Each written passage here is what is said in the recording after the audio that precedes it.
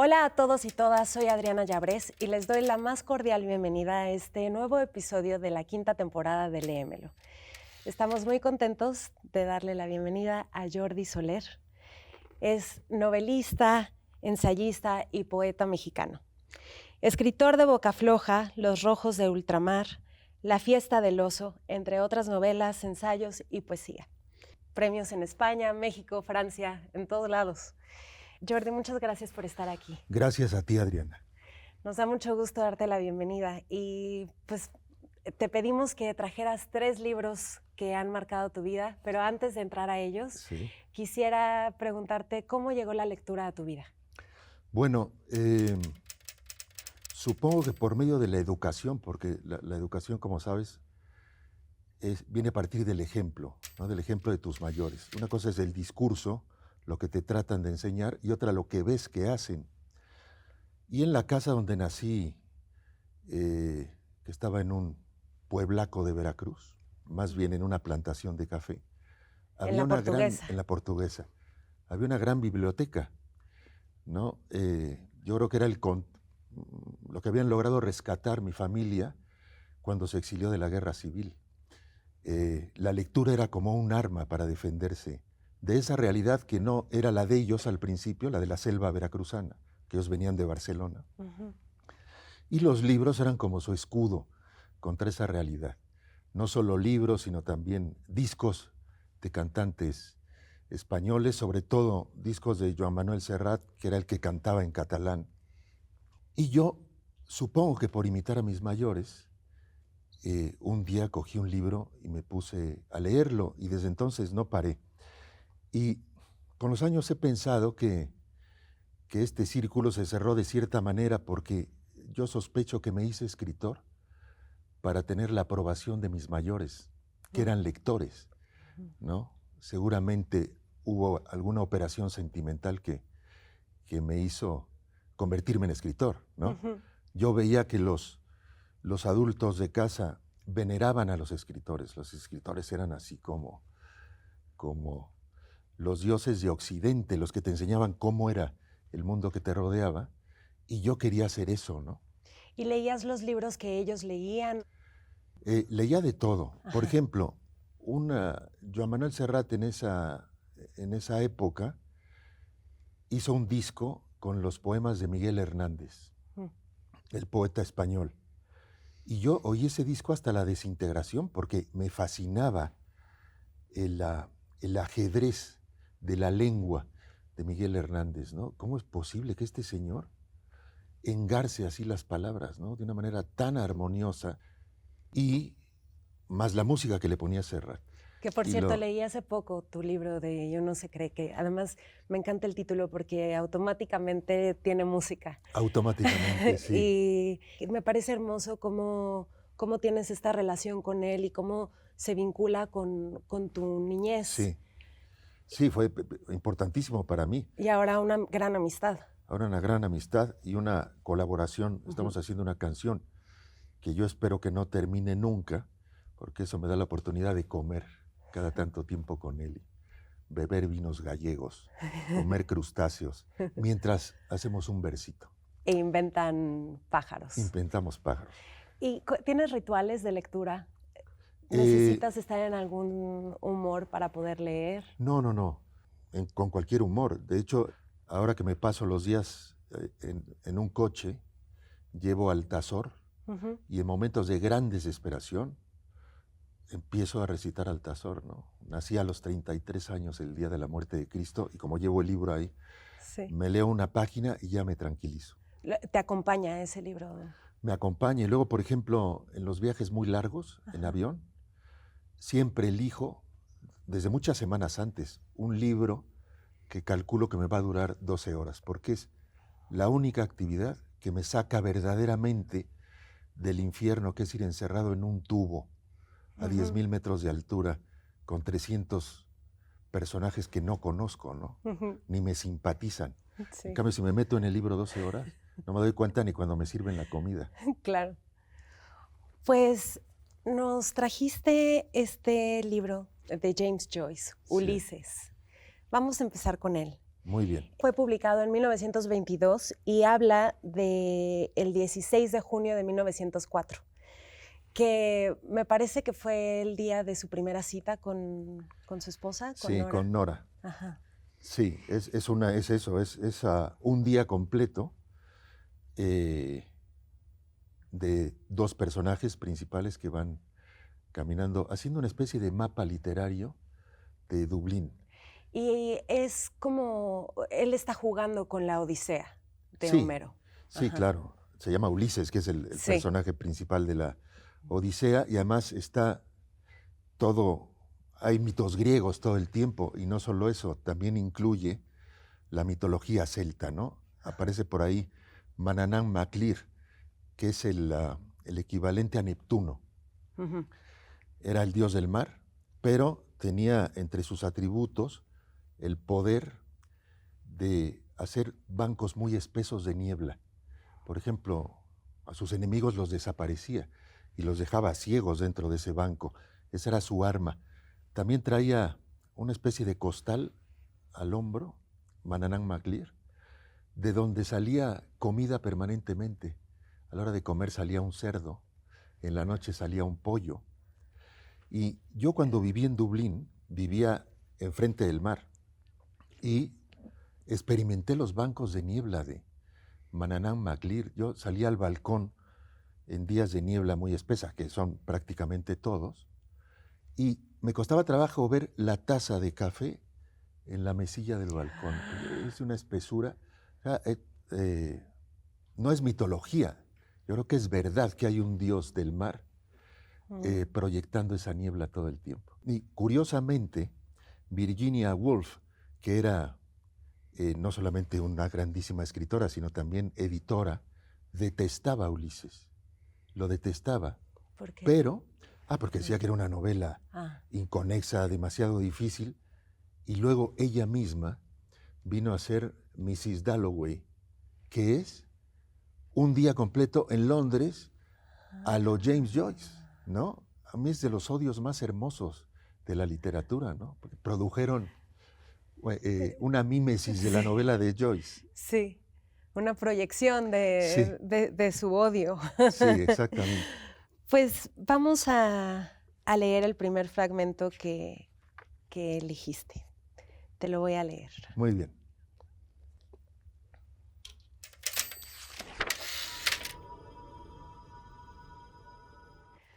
Los lestrigones, que son los gigantes. Durante todo este episodio, los pensamientos acerca del lunch jamás se alejan de la mente de Mr. Bloom. El único asunto inmediato que tiene entre las manos es visitar la Biblioteca Nacional para buscar, en un número atrasado de Kilkenny People, un anuncio que prometió a uno de sus clientes para hacerlo reproducir. Mientras tanto, aprovecha la hora que tiene libre para permitirse su Wanderlust, su pasatiempo predilecto de ver las viviendas de muchas personas y observar sus varias mentalidades. Un sombrío joven, YMCA, de vigilancia entre los cálidos y azucarados vaos de Graham Lemon, puso un prospecto en manos de Mr. Bloom. Elías va a llegar. El doctor John Alexander Dowie, restaurador de la iglesia de Sion, va a llegar. Dilith de Dalus, rondando por las cercanías de los salones de subastas Dillon, suscita la compasión de Bloom. Debe tener que deshacerse de algún mueble antiguo. Dios santo, el vestido de esa pobre criatura está en harapos. Mal alimentada parece también, patatas y caldo, caldo y patatas. Es después cuando uno se resiente. La experiencia del pudding mina la salud. Cruzando el puente observa cómo la barcaza de la cervecería avanza oscilante hacia el mar, las gaviotas aleteando fuertemente en torno suyo. Espera, esos pobres pájaros. Compasivo, compra 2 tortas Banbury. Partió la pasta quebradiza y arrojó a Leafy sus fragmentos. Hacían giros, batiendo las alas débilmente. No voy a tirar nada más. Un penique es más que de sobra. Muchísimas gracias, obtuve. Ni siquiera un graznido. Propagan la aftosa, además. Si uno, por ejemplo, ceba a un pavo con castañas, sabe a eso. Comer cerdo le convierte a uno en cerdo. Pero entonces, ¿por qué los pescados de agua salada no están salados? ¿Cómo es eso? La bola que anuncia el tiempo en la oficina de la Marina le recuerda Story of the Heavens, de Sir Robert Ball, y la críptica palabra paralaje, que le obsesiona. Nunca la he comprendido exactamente. Por esto, acaso, esa palabra fascina tanto a Mr. Bloom, porque por ningún medio pudo conocer su significado cabal. El oriental que lleva en él estaba siempre en busca de la palabra, y así como todo hijo, puede ser el Mesías, toda palabra misteriosa. ¿Por qué no paralaje? Puede ser la palabra inefable, pero el sentido común se afirma por sí mismo. El sentido tierra de Mrs. Bloom, que encuentra el atajo para tales absturcidades como paralaje o metempsicosis. Metetesicosis se llamaba. Después de todo, tiene razón. Son solo grandes palabras para cosas corrientes. Muy bien. Bueno, aquí está en todas las páginas de Ulises van confluyendo sus grandes obsesiones. Una es la paternidad, ¿no? Aquí aparece con el Espíritu Santo, porque en algún momento de la novela dice que la paternidad es una ficción legal. O sea, en realidad, los padres somos una invención, ¿no? De hecho, así era en la antigüedad. El primer padre que aparece en la literatura es Héctor, el príncipe de Troya, en la Ilíada, ¿no? Ahí vemos por primera vez al príncipe cogiendo a su hijo así, hacia arriba. Es una cosa que los psicoanalistas llaman el gesto de Héctor, ¿no? Cuando el papá se da cuenta de que es padre. Como el Rey León. Sí, bueno, viene de ahí. De ahí viene y seguro que la obsesión de Joyce por la paternidad venía de la Ilíada. Y luego también aquí vemos la cosa gastronómica de Ulises, de esta novela, ¿no? Leopold Bloom va por las calles de Dublín y empieza en el primer capítulo, pasa por un restaurante que se llama Cavinston's, que era, por cierto, mi restaurante predilecto cuando yo vivía en Dublín, vivía cerca de Cavinston's. Era mi restaurante predilecto porque sale en Ulises. Y ahí pasaba Leopold Bloom por un pedazo de hígado. Eso desayunaba y se lo metía en un papel de periódico en la bolsa del saco. Claro, conforme va avanzando la novela, va creciendo una mancha de grasa en el saco del personaje. Y luego, aquí está a punto de entrar, donde dejaste de leer, ahí está a punto de entrar, de empezar a buscar obsesivamente en los pubs, en los bares, quién hay para sentarse a beber algo, ¿no? Sí. Que a mí es una secuencia que me encanta, ¿no? Yo me he visto muchas veces asomándome ahí en un bar de Barcelona a ver quién está, a ver si me siento o no, ¿no? Porque luego da vergüenza sentarte solo. Sí. ¿No? Pasa un vecino y dice, este borrachín, ¿qué hace ahí sentado solo? Y él lo que hace también es reflejarse a sí mismo, ¿no? O sea, Sí. como Sí. que se pregunta si es casi tan asqueroso como lo que ve. Sí, totalmente. Sí. Más sus dudas con las palabras, más esta tensión que hay con Stephen Dedalus, que es el joven protagonista de la novela, que es Leopold Bloom, es una especie de mentor de Stephen.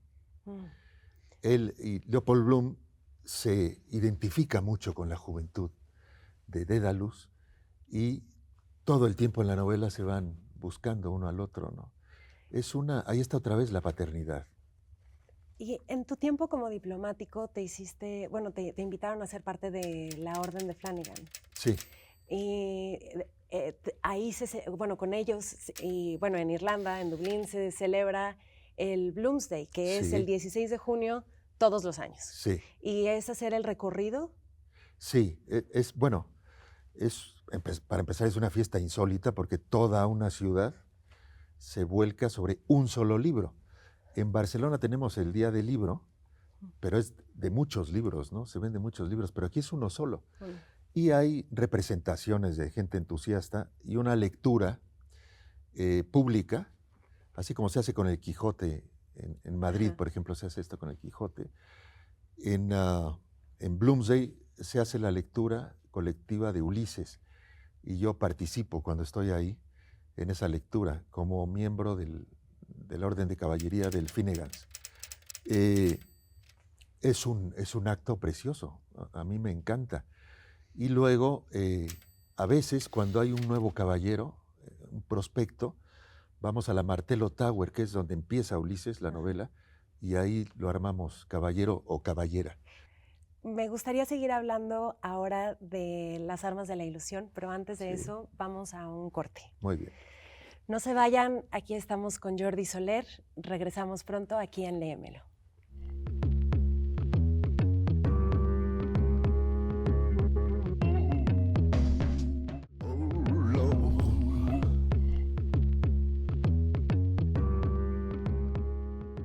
Ya estamos de vuelta aquí en Léemelo con Jordi Soler y quisiera que brincáramos a hablar de tu nuevo libro, que es Las armas de la ilusión. Muy bien. Pero antes de eso, por favor, cuéntame, ¿cuándo empezaste a inclinarte por la escritura?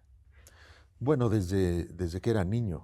Lo que pasa es que de una forma muy espontánea y poco sistemática. Y luego, conforme fui siendo mayor, adolescente, fundé 2 o 3 revistas de poesía que hacíamos en un mimeógrafo, un grupo de poetas, y circulaban exclusivamente en Gandhi y en el Parnaso. Las poníamos ahí al lado de la caja, nos lo permitía el cajero. Y luego... ¿Y no cobraban? No, claro, no. De hecho, perdíamos bastante dinero porque había que pagarlo todo.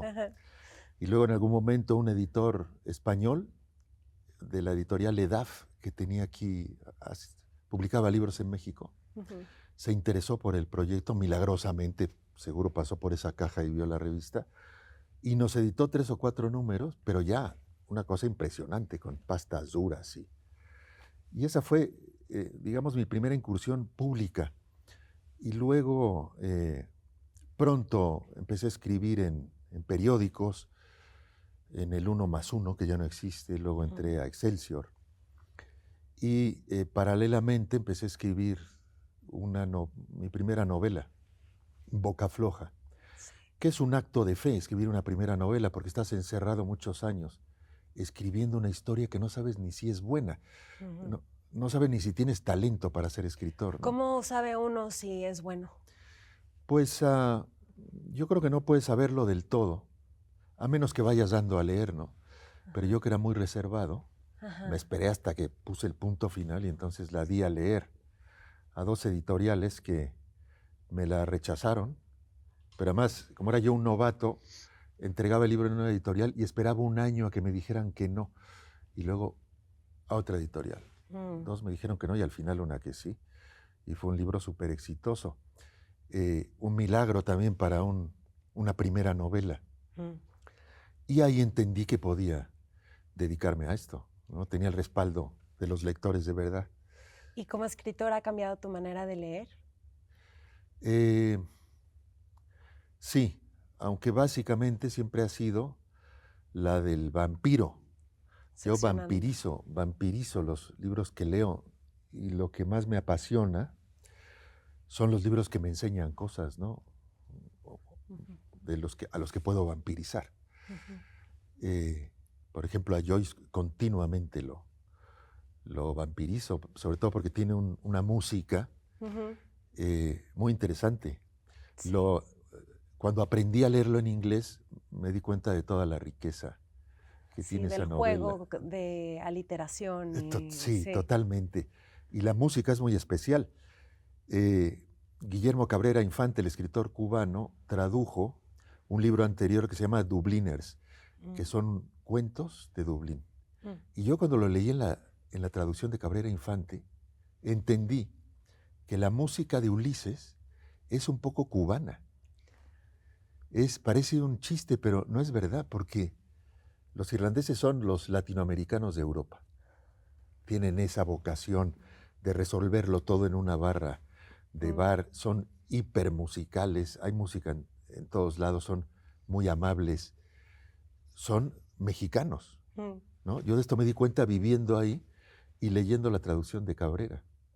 Sí, hay una conexión muy fuerte. Sí, Em, pero ya me estoy pues desviando mucho, ¿no? no, me encanta porque te he leído y sí veo esta influencia que dices sobre todo con Joyce, de como que hay una fragmentación de tiempo en el que Joyce lo hace en un día, tú en Yo no se cree y en Las armas de la ilusión hablas de momentos históricos y lo vamos atravesando contigo, pero también nos metemos a tu tren de pensamiento en donde vamos hacia tu infancia, vas, vas rompiendo el tiempo, Sí, sí. así como cuando él entra al bar y todo se vuelve muy importante y lo veo y lo disfruto mucho.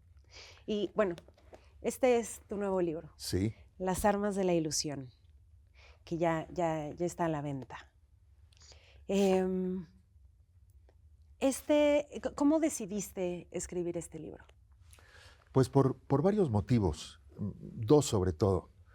Uno, una inquietud que me produjo una chica que estaba haciendo su tesis en la UNAM hace unos meses, unos años quizá, para preguntarme cosas. Estaba haciendo una tesis sobre el movimiento zapatista y uno de los capítulos cruciales era ese concierto que yo ayudé a organizar para ayudar al ejército zapatista entonces.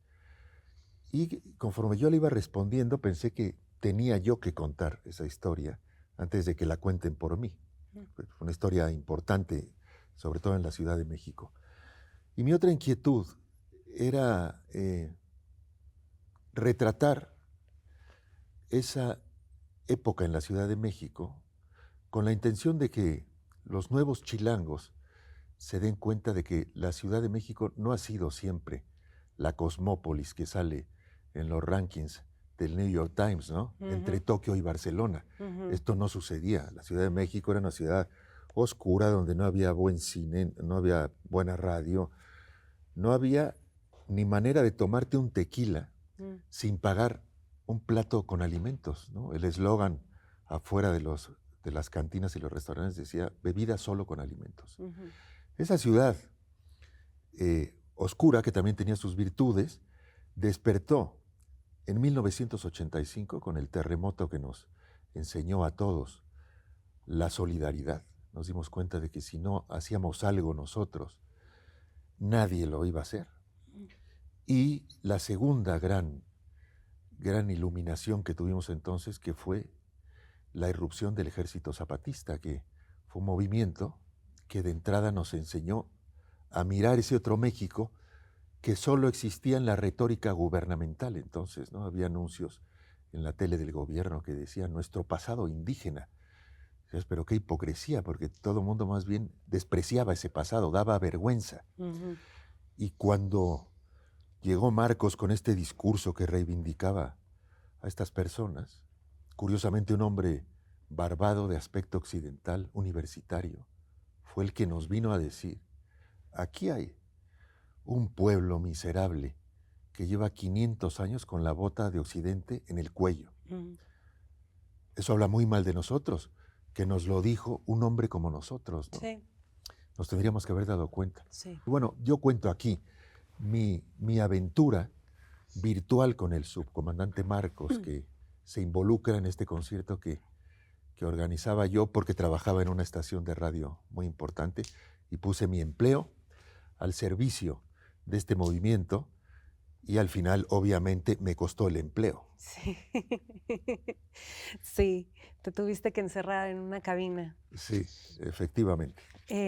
Pues, ¿te parece si leemos el primer fragmento? ¿Cómo empieza Me encantaría. libro? Incluso me da vértigo porque sigo después de James Joyce. Me encanta que estén los dos juntos.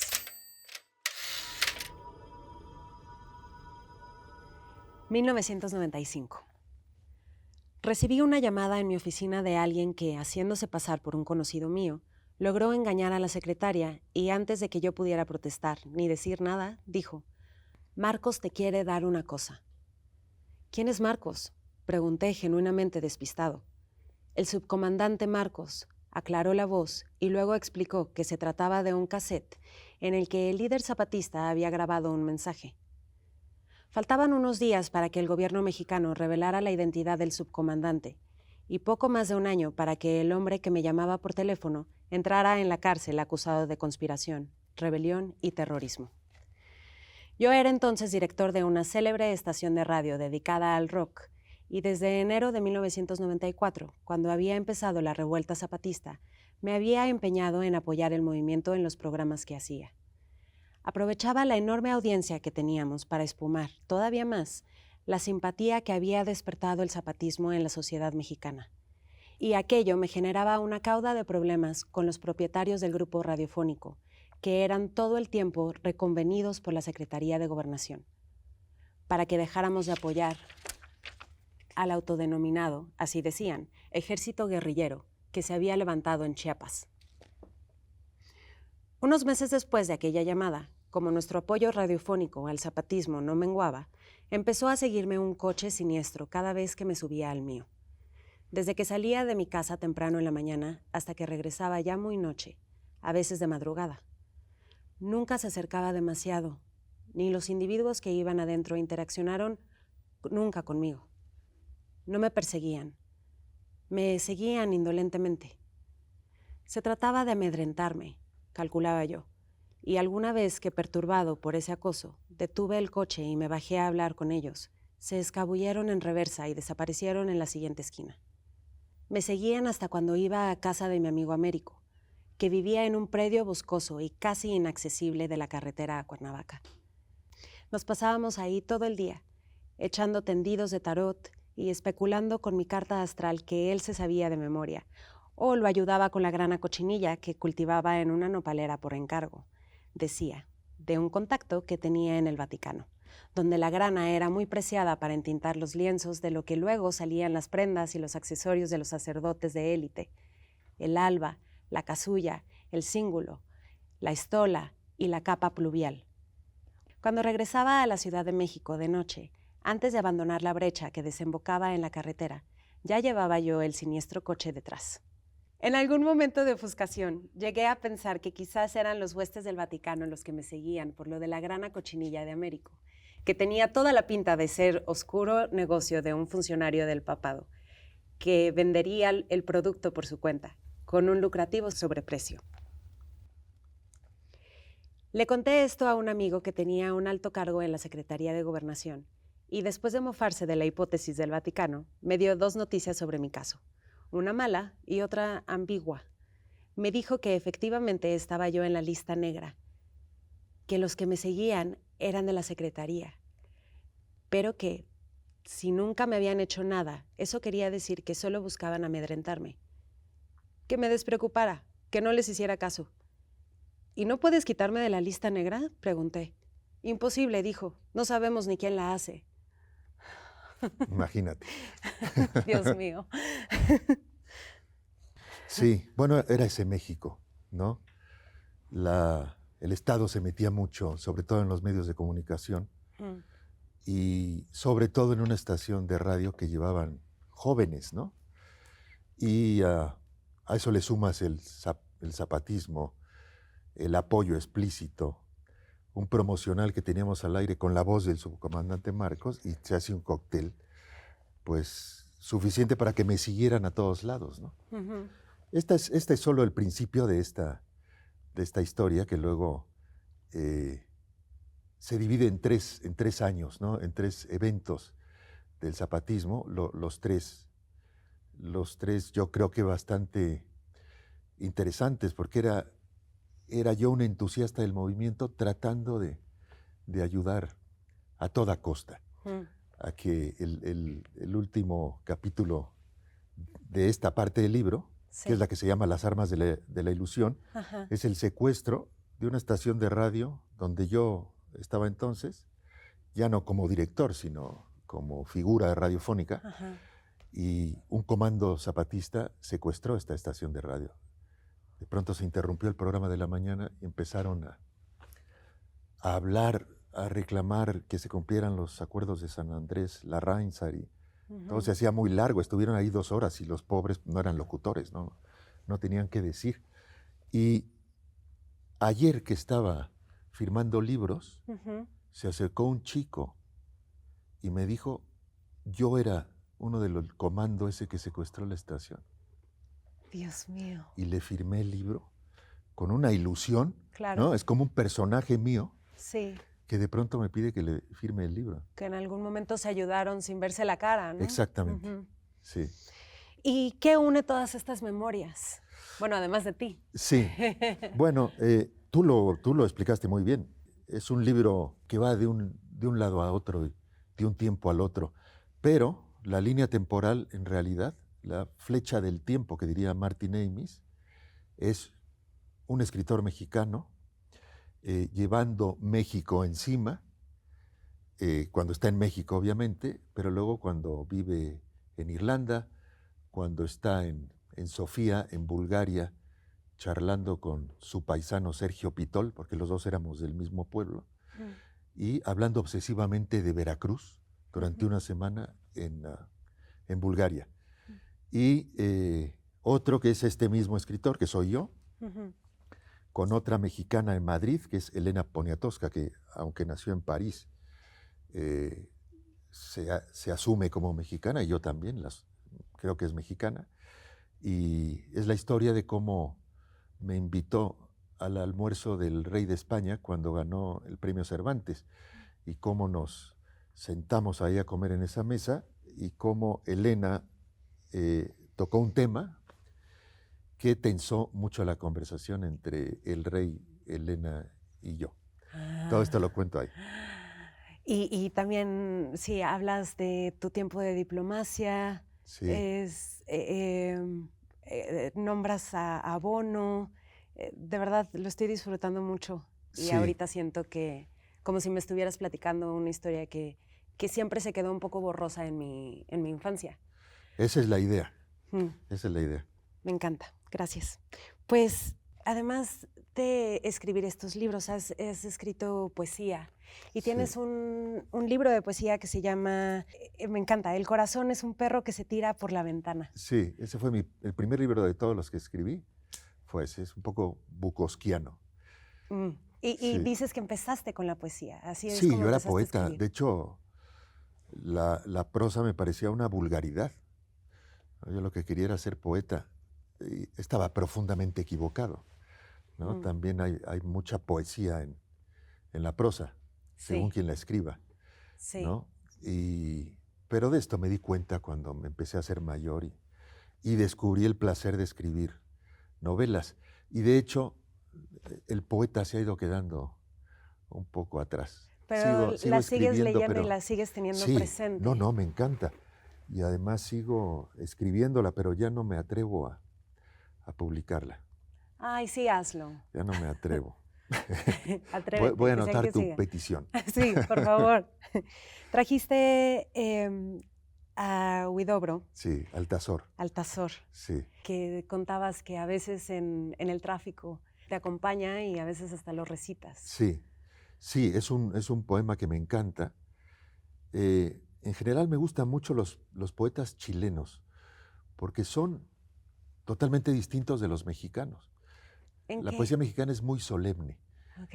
y la chilena es muy, muy lúdica, muy juguetona. Vicente Huidobro era un poco mayor que Neruda, pero eran coetáneos. Y Neruda lo detestaba, por celos, obviamente, porque Altazor es probablemente el poema más importante de la lengua del siglo XX. Y en Altazor noto que también se fragmenta un momento. Sí, ¿Te gustaría leerlo? sí. Por favor. Aquí empieza. Léemelo.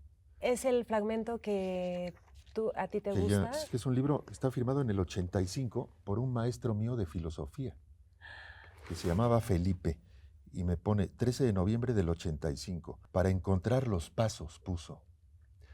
Yo en el 85 tenía 20 y poquitos años, 21, y ya era poeta. Y él seguramente me dio esto para deprimirme. O sea, ¿Por qué? mira muchacho, lo que es un poeta, Mm. y otro para darme aliento, ¿no? Pasó lo segundo. Hay fe, Pasó sí. lo segundo. En esa dedicatoria hay fe. Sí, hay fe. Sí. Y es un libro que atesoro, ya está hecho pedazos. ¿Puedo enseñar la Claro, dedicatoria a claro. cámara? Gracias. Acá, Felipe. Los buenos maestros. Sí, no recuerdo por desgracia cómo se apellidaba, pero es un maestro que influyó mucho en mí. Como era la única materia en la que yo sacaba solo dieces, era el mejor alumno de filosofía porque era lo que me gustaba. Y él se daba cuenta y me regaló este libro. Esos, los que te ven. Sí.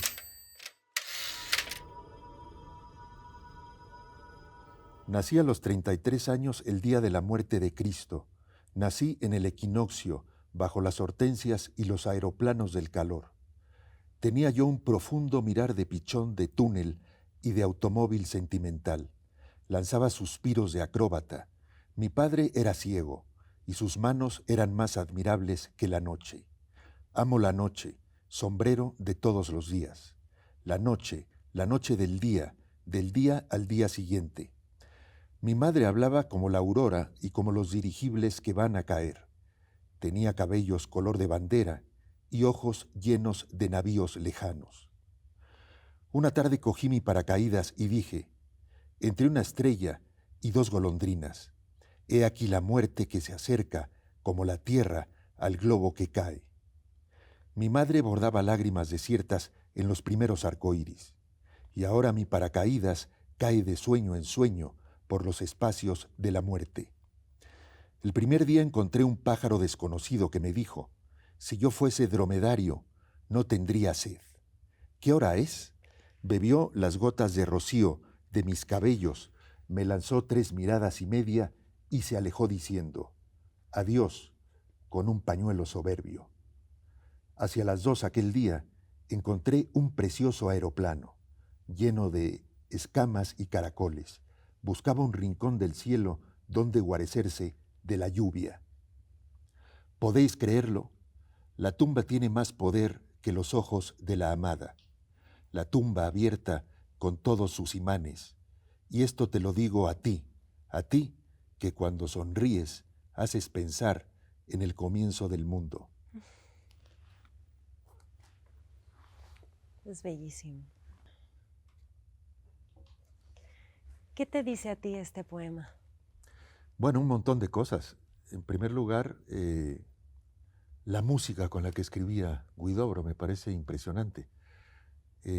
Después de 2 páginas ya estás casi cantando el poema, que es un poema que era muy, muy vanguardista en esa época, porque está escrito sin métrica aparente, toda la métrica es interior.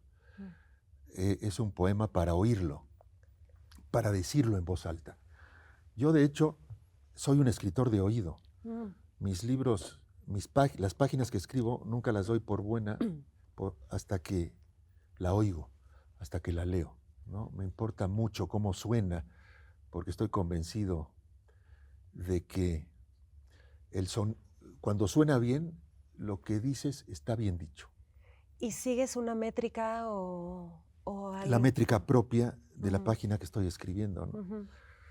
Es una cosa complicada de explicar, pero Altazor ha sido siempre mi inspiración.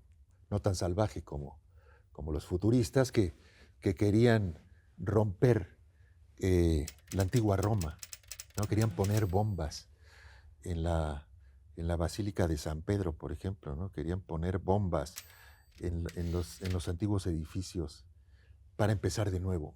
Amaban el automóvil y su motivo era siempre la velocidad.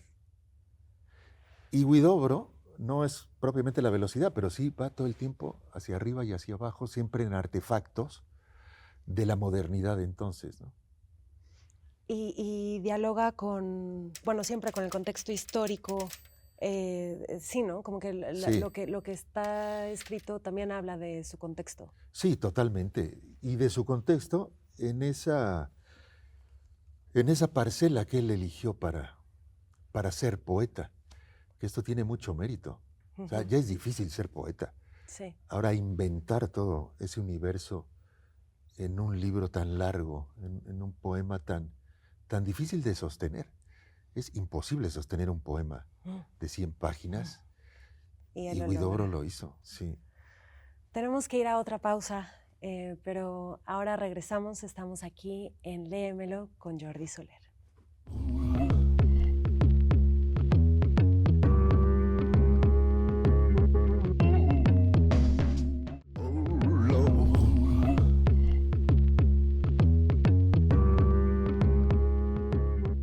Estamos de vuelta en Léemelo con el escritor Jordi Soler, platicando de tus libros favoritos, y Sí, ahora vamos a entrar a otro género literario, al ensayo. sí, Trajiste este libro de ensayos de Michel de Montaigne, y él vivió en el siglo XVI. sí, Y sus ensayos plantean cuestionamientos que se han convertido en pilares de pensamiento moderno. Él escribe sobre sí mismo, pero al hacerlo habla de temas universales: la amistad, el miedo, la educación, la muerte y la dificultad de conocerse, entre otros. sí.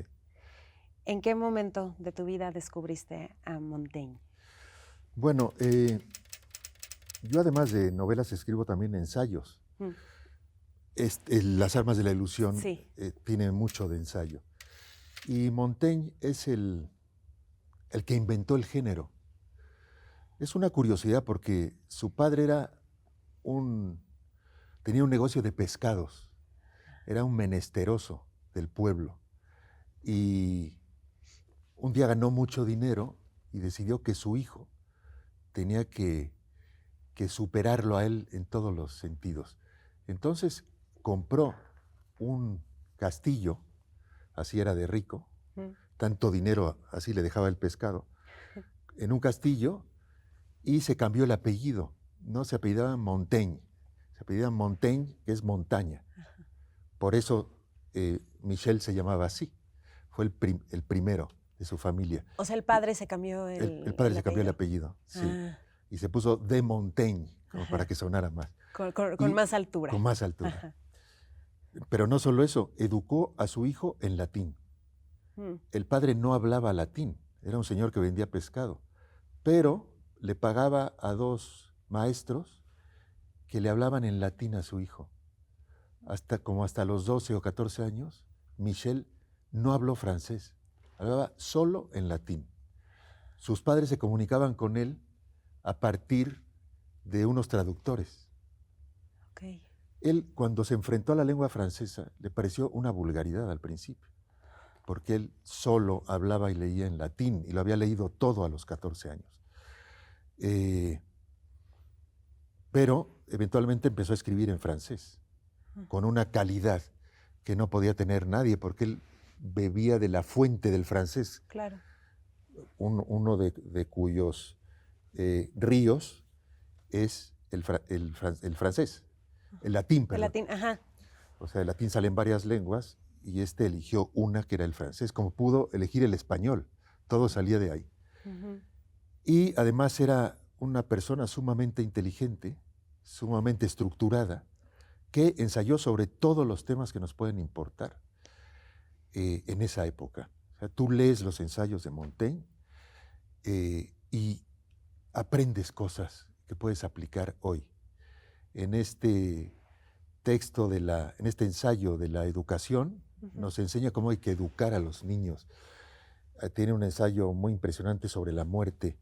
Tiene un ensayo en donde nos cuenta que lo importante no es lo que te pasa, sino el concepto que tú tienes de esto, ¿no?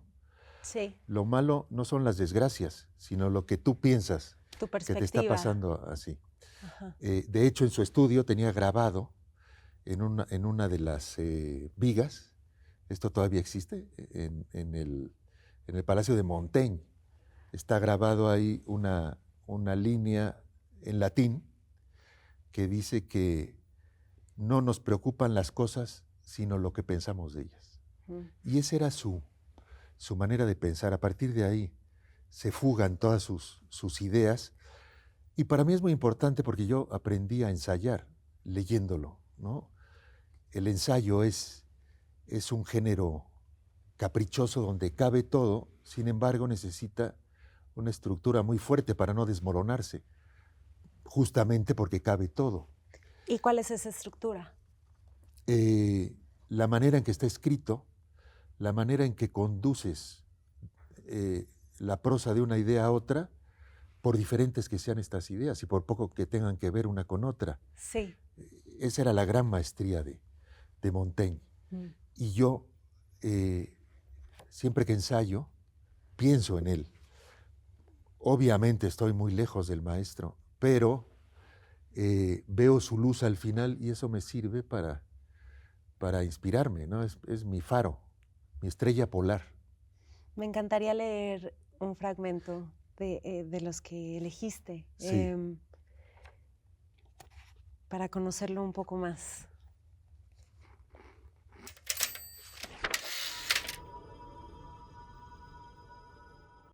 Jamás vi padre, por enclenque, jorobado y achacoso, que su hijo fuera, que reconociese sus defectos. Y no es porque no vea los mismos, a menos que el amor lo ciegue, sino precisamente por tratarse de un hijo suyo. De esta forma yo veo mejor que nadie que estas páginas no son más que divagaciones de un hombre que solo ha penetrado en lo más superficial de las ciencias, y eso en su infancia, no habiendo guardado de las mismas, sino lo indispensable, nada en conclusión a la francesa. Sé, en definitiva, que hay una ciencia llamada medicina, otra jurisprudencia, 4 partes de matemáticas, y muy someramente de lo que trataba cada una de ellas. Conozco bastante, por otra parte, el servicio que dichas ciencias prestan a nuestra vida, pero nada más. Ni mi cabeza se ha revuelto estudiando a Aristóteles, rey de la doctrina moderna, ni empeñado en el estudio de ninguna enseñanza concreta. No hay arte del que yo pueda trazar los primeros rudimentos. Cualquier muchacho de las clases elementales puede aventajarme. Y a tal punto es fatal mi insuficiencia, que ni siquiera me sentiría capaz de interrogarlo sobre la primera lección de su asignatura. Así que, si me forzase a hacer tal o cual pregunta, mi incompetencia haría que le propusiera alguna cuestión general, por la cual podría juzgar su natural disposición, lección que le sería tan desconocida como a mí la suya. Sí, ahí el maestro plantea lo que es la educación, que es de ida y vuelta, ¿no? Que es un poco absurdo enseñar todas estas materias que él dice, ¿no? Ponerte a enseñar Aristóteles sin entrar en contacto de verdad con la persona a la que quieres cultivar. Y también es un error no dejarte cultivar por ella, ¿no? Claro, asumir que sabes, ¿Sí? ¿no? El error que eso puede ser. Exactamente.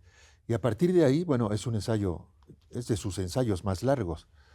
Tiene un montón de páginas y va bordando sobre el tema de la educación en general y va llegando a los hijos, ¿no? La forma en que los padres pueden educar a los hijos, justamente porque su padre lo sacrificó todo para educar a su hijo. Sacrificó, por ejemplo, la conversación con su hijo porque él no hablaba latín. Hasta los 14 años. Sí, todo eso lo hizo para educar a su hijo.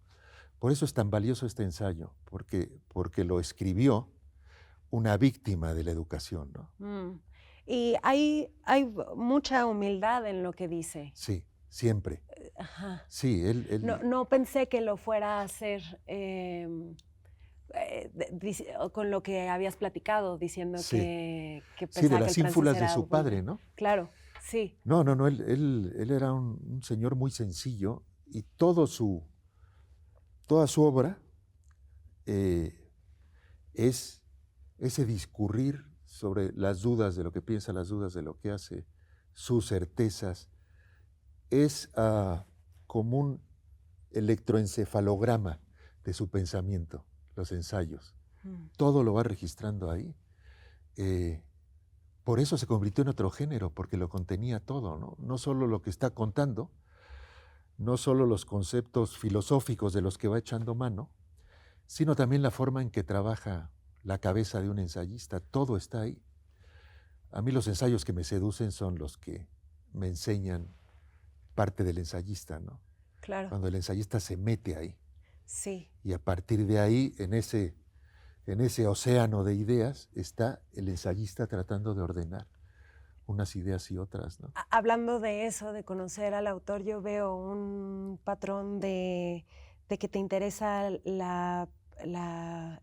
padre, ¿no? La figura del padre. Sí, sí, es una figura que me apasiona. Ujú. Seguramente pues, estoy convencido, igual que Homero, igual que Joyce, que somos una ficción los padres, ¿no? Ujú. Yo todo el tiempo hago méritos para ser padre, para hacerme notar ante mis hijos, ¿no? Porque las madres llevan ventaja, las madres dan la vida y son el núcleo de la familia. Los padres somos un invento. Yo trato de no serlo, Sí. de ser útil. Eso importa, el Sí. intentar. Sí. ¿Tienes alguna recomendación más? ¿Qué estás leyendo ahorita? Pues estoy leyendo, soy un lector tremendamente desordenado. Estoy leyendo un libro sobre un asesor del presidente español, porque tiene algunas claves para entender el desastre político de España actual. Esto venía leyendo en el avión y desde que aterricé estoy leyendo un libro de cuentos de Benjamín Labatut, escritor chileno que es muy amigo mío, y aterrizando en Barcelona voy a presentar este libro. Por eso lo estoy leyendo. Muy bien. Sí, también lo recomiendo, ¿eh? Es un gran libro de cuentos. Muy bien. Yo lo voy a leer ya. Pues bueno, hay que leer sobre todo Las armas de la ilusión. Y Jordi, qué gusto platicar contigo. Muchas gracias. El gusto fue mío, Adriana, me encanta platicar contigo. Y aquí estaré de vuelta cuando me invites. Muchas gracias. Pues ojalá pronto. Gracias a todos por acompañarnos en Léemelo. Nos vemos en el siguiente episodio.